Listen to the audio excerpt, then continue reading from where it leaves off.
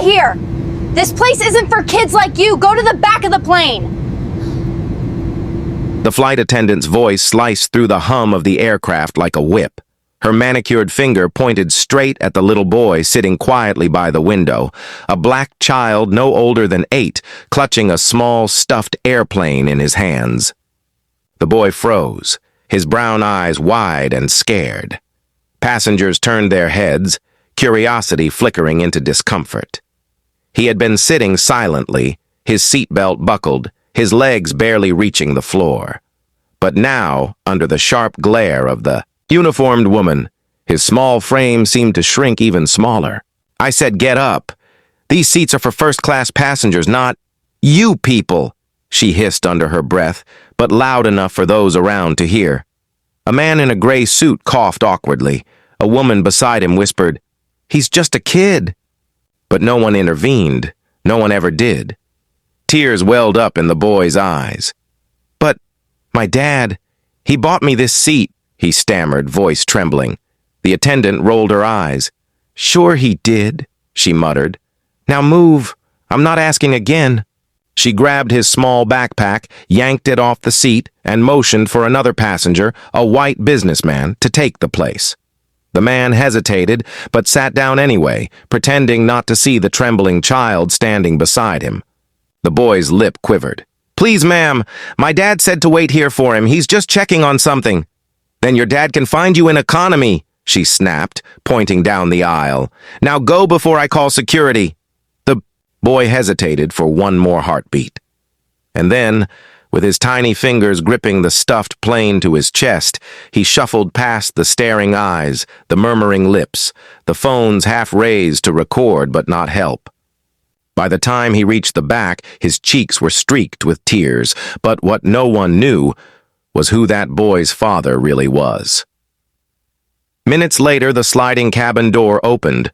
A tall man in an impeccably tailored navy suit stepped in. His presence alone shifted the air, confident, composed, radiating quiet authority. Every steward turned instinctively to greet him, smiles snapping into place. "Good evening, Mr. Carter," the captain himself said, offering a handshake. "Pleasure to have you on board again." The man nodded politely, his deep voice calm. "Thank you, Captain." "My son is already seated in first class, I presume?" The attendant who had removed the boy stiffened, the color drained from her face. Your son?" "Yes," he said, scanning the row. "A little boy, 8 years old, curly hair. He loves airplanes." Silence. A terrible, heavy silence. The captain frowned. "There's no child in first class, sir. Perhaps he's—" But before the words could finish, the attendant blurted out, her voice small and trembling now. I thought he was lost. He didn't look like a first-class passenger." The man's eyes, dark and piercing, turned to her slowly. "Didn't look like," he repeated softly, dangerously. She swallowed. I'm sorry, sir. I didn't realize—" He didn't say another word. He simply looked at her, his expression unreadable. But the silence that followed carried more weight than shouting ever could. Then, without another glance, he turned and walked down the aisle. When he reached the back, he saw his son, tiny, shaking, trying to hide his face. The man knelt down, his voice gentle now. "Marcus," he whispered, brushing a tear from the boy's cheek. "What happened?" The boy's lips trembled. "She said, 'I don't belong here, Daddy.'" The father froze. That one sentence was like ice water through his veins. He took a slow breath, stood up, and turned toward the front of the plane. Everyone watching could feel it. Something in the air was about to break. Because what they didn't know, what the arrogant flight attendant had just done, was insult. The son of Daniel Carter, CEO and majority owner of SkyVista Airlines, the very airline she was proudly representing. And Daniel Carter didn't need to raise his voice to destroy someone. He simply had to speak. Daniel Carter stood tall, his hand still resting on his son's shoulder. The murmurs around him grew. Passengers whispering, flight attendants exchanging nervous glances. The air had shifted. When Daniel began walking back toward first class, it wasn't hurried or angry. It was controlled, like a storm gathering strength, deliberate and unstoppable. Marcus followed behind, clutching his little stuffed airplane, his small steps quick to keep up with his father's long, steady stride. When they reached the front, the captain stepped forward again, smiling uncertainly. "Mr. Carter, I believe there's been some misunderstanding." "There's no misunderstanding," Daniel interrupted quietly. His voice was calm, but every word carried weight. "There's an employee on this flight who saw my son alone, sitting in a seat that I paid for, and decided he wasn't worthy to sit there." The captain blinked.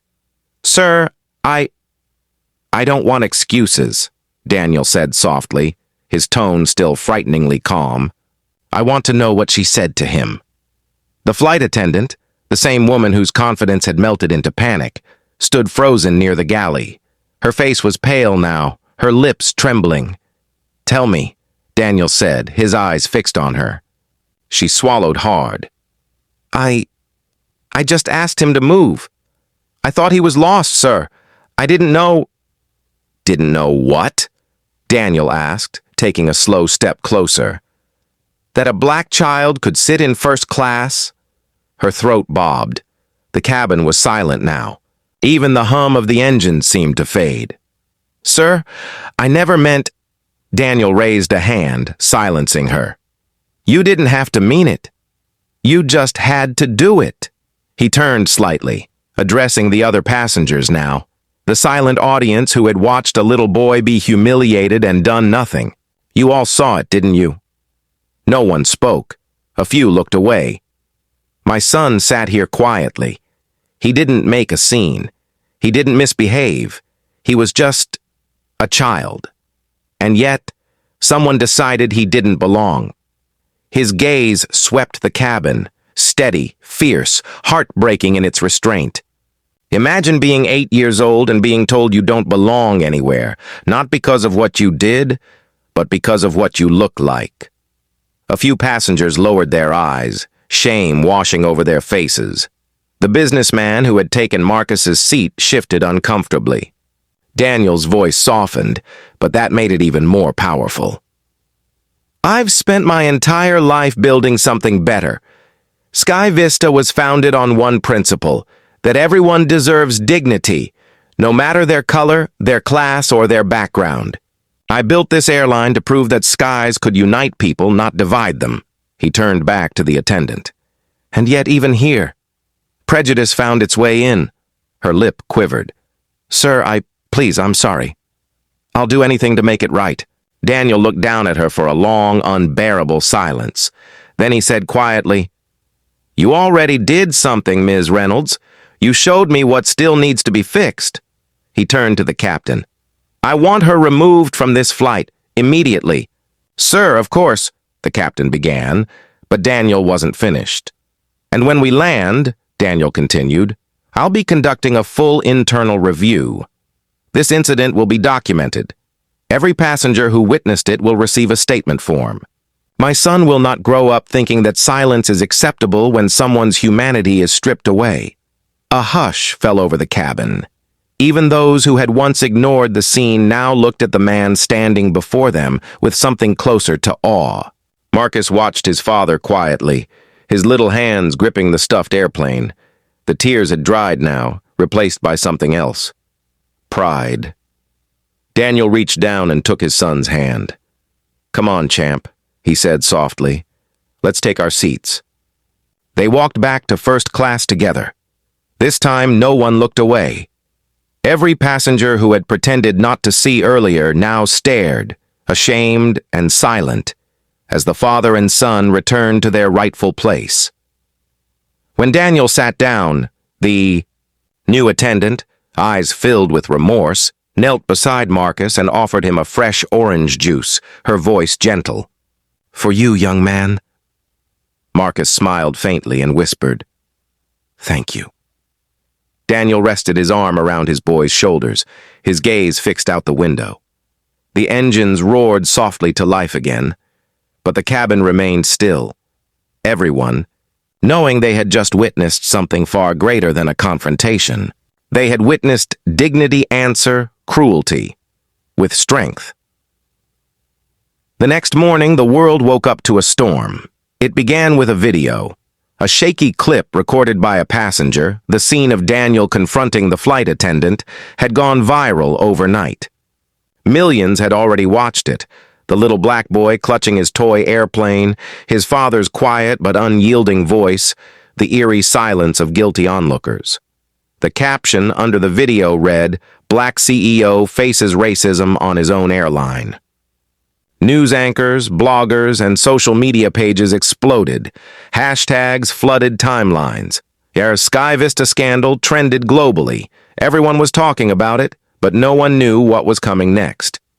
Inside SkyVista headquarters, the mood was grim. Executives gathered in the glass-walled boardroom, faces pale, coffee untouched, whispers tense. The PR director muttered, "This is catastrophic. Investors are demanding statements. Sponsors are calling. The stock's dropping." Then the doors opened. Daniel Carter walked in. He was dressed sharply in a tailored gray suit, but his expression was colder than the steel and glass around him.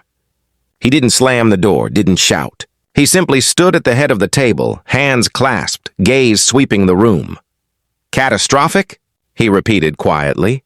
"No, what's catastrophic is that a company built to symbolize equality still allowed a child, my child, to be treated like he was invisible." The room went silent. He placed his phone on the table and pressed play. The video echoed through the boardroom, the faint sob of his son, his own steady voice, the trembling apology of the flight attendant.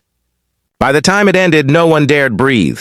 "I founded this airline," Daniel said, voice rising just enough to tremble the air. "From nothing. I fought through rejection, through prejudice, through every locked door that people like her never had to face. I built SkyVista not to make money, but to prove that representation and fairness could soar just as high as luxury and power." He paused, his eyes burning now. "But it seems that even at 40,000 feet, some people still think they get to decide who belongs where." The head of PR whispered nervously, "Sir, we can issue an apology. We can terminate the attendant, release a statement." Daniel cut her off. "You think firing her fixes the problem?" He leaned forward, his voice dropping to a knife's edge. "This isn't about one person. It's about a system that looks at color before it looks at credentials. About passengers who see injustice and look away. About employees who smile at diversity slogans but don't live them." He turned toward the massive SkyVista logo on the wall. "That ends today." He pressed a button on his tablet. The large screen lit up behind him, showing the SkyVista logo fading into black. Then new words appeared. "The Carter Foundation for Equity in Aviation." The executives stared, confused. Daniel continued, his tone calm but electric with purpose. "Effective immediately, I'm selling 40% of my personal SkyVista shares, over $4 billion worth, to create a foundation that will fund scholarships for young black pilots, engineers, and flight crew members. Every dollar will go into training the next generation of dreamers who never got the chance I had to fight for." Murmurs broke out. "Sir, that's $4 billion. "Yes," Daniel said simply. $4 billion that will finally mean something." He looked around the table. "You call this revenge?" "No, this is justice. This is rebuilding what small minds tried to destroy."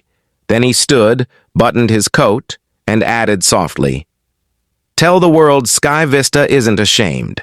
SkyVista is awakening." By noon, the news had broken. Every major outlet carried the headline, "SkyVista CEO turns racist incident into 4B equality initiative." Reporters flooded his social media pages with praise. Civil rights leaders applauded his courage. Parents wrote messages saying how his actions gave their children hope. But for Daniel, the real moment came later, not in front of cameras, not behind microphones. It came at home. Marcus was sitting on the living room floor, surrounded by toy planes. He looked up as his father entered. "Dad," he asked softly, "am I still allowed to sit in first class?" Daniel knelt down, his eyes glistening. He pulled his son close and whispered, "Son, You're not just allowed, you belong there. You always did.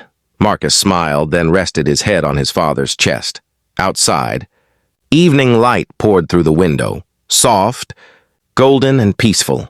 Daniel stared out at the sky, the same sky where his son's dignity had been questioned.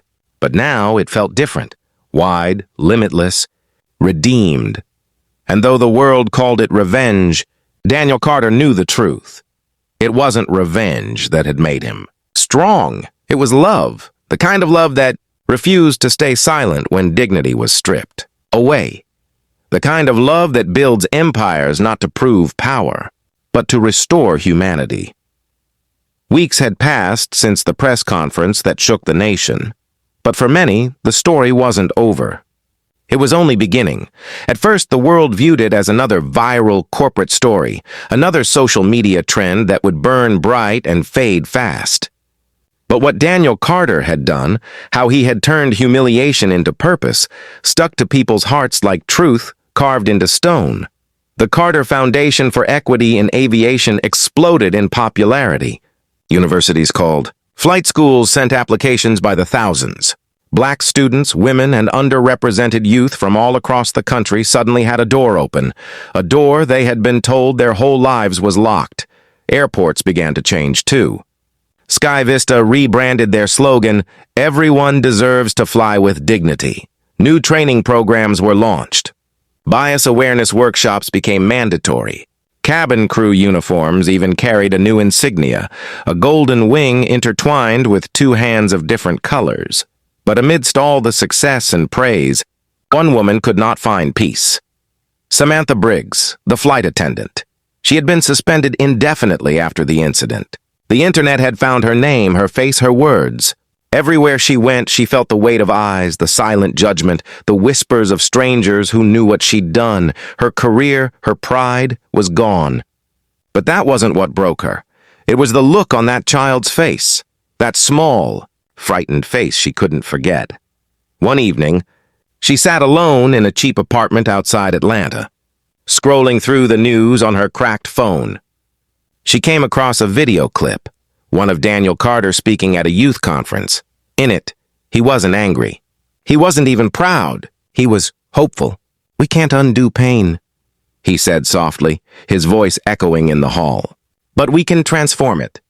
The people who hurt us are also the people who teach us how deep our humanity runs." Samantha's eyes filled with tears. For the first time, she realized this wasn't about her losing her job. It was about her losing herself to prejudice she never questioned. The next morning, she made a decision. She boarded a bus and traveled 3 hours to the Carter Foundation headquarters. She stood in the lobby, her hands shaking as she filled out a visitor form. When Daniel finally walked through the glass doors, surrounded by young interns, she almost turned to run. "Mr. Carter," she said, her voice trembling. "You probably don't want to see me, but I needed to apologize. Not to clear my name, but because your son deserved better. You both did." Daniel looked at her for a long moment, long enough for silence to stretch heavy between them. Then he nodded slowly. "I believe in apologies," he said quietly. "But more than that, I believe in change." He handed her a small card. It bore the Foundation's emblem. "This is a partnership program," he explained. "We're working with former airline staff to train the next generation on empathy and equality. If you're ready to teach from your mistakes, maybe you can help them learn from yours." Her breath caught. "You'd trust me?" "After what I did?" Daniel's gaze was calm but firm. "No one learns if no one's forgiven." Tears slipped down Samantha's cheeks as she took the card. "Thank you," she whispered. Months later, the Carter Foundation held its first graduation ceremony. The hall was filled with young cadets in crisp uniforms, faces glowing with pride. Among them sat Marcus, now a little older, his smile wide as he watched his father speak. Daniel stepped onto the stage, scanning the crowd, the pilots, the engineers, the dreamers. And there, in the back row, stood Samantha Briggs, helping the next group of trainees adjust their caps. The applause was thunderous. Cameras flashed. The air felt alive with something more powerful than money or power. It was healing. Daniel's voice carried across the room. When you see someone who's different from you, remember, every person you look down on could be the one who lifts you higher than you ever imagined. The audience rose to their feet, cheering. Marcus clapped the loudest, his little hands echoing like music in the vast hall. That night, as father and son walked out into the cool evening breeze, Daniel looked up at the stars. The same sky he once stared at with anger now felt wide and merciful again. He smiled faintly. "Justice," he murmured, "isn't about destroying those who wronged you. It's about creating a world where they can never do it again." Marcus looked up. "Is that why you forgave her, Dad?" Daniel nodded. "Because if I didn't, son, she'd still own a piece of my heart, and I won't give hate that power." The boy squeezed his father's hand, smiling. The camera would fade there, on a quiet shot of the two of them, walking side by side beneath the silver sky. The foundations building glowing behind them like a promise kept, and on the screen, the words would appear in white, "Kindness isn't weakness. It's legacy," but she didn't.